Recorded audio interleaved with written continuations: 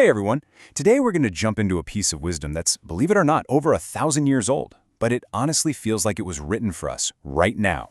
It's all about the company we keep and the huge, and I mean huge impact our friends have on us. I mean, really think about it for a second. The people you spend the most time with, are they a source of energy and positivity? Or do you walk away from them feeling just a little bit drained?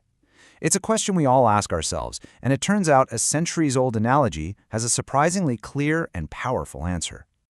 So this idea comes from what's known as a hadith, a tradition from the Prophet Muhammad, and it uses this incredible metaphor to paint a picture of the two basic kinds of friends we all have in our lives. And right there, that's the heart of it. We've got two main characters, a seller of musk, which is this beautiful, fragrant perfume, and a blacksmith, working with fire and smoke. These two people are going to represent the two kinds of friends we're talking about. Now, before we dive deeper, there's a key word from the original source that's super helpful: al-jalis. This doesn't just mean your best friend for life. It's anyone you sit with, anyone you hang out with, anyone in your orbit. It's all about who you give your time and proximity to. Okay, so let's break this down. Here are our two types of friends, side by side. On one hand, you've got the good companion, who's like a carrier of musk, all fragrance and positivity. And on the other, the bad companion, who's like a blacksmith, surrounded by smoke and, potentially dangerous. Let's see what happens when you spend time with each of them. First up, let's imagine we're hanging out with the musk seller.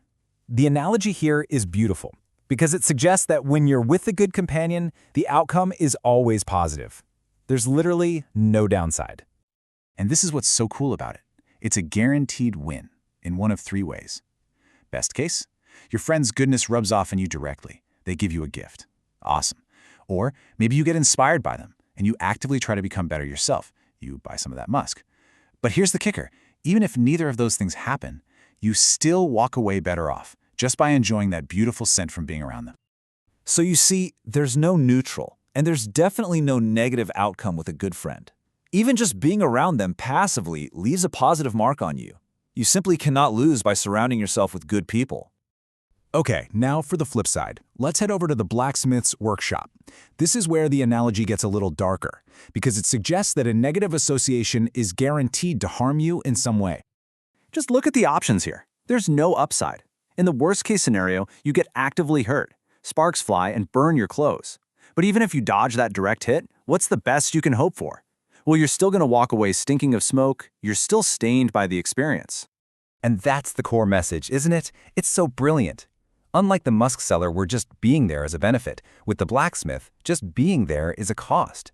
There's no situation where you leave untouched or better off. There's always a price to pay. So we've got this really powerful imagery of musk and smoke.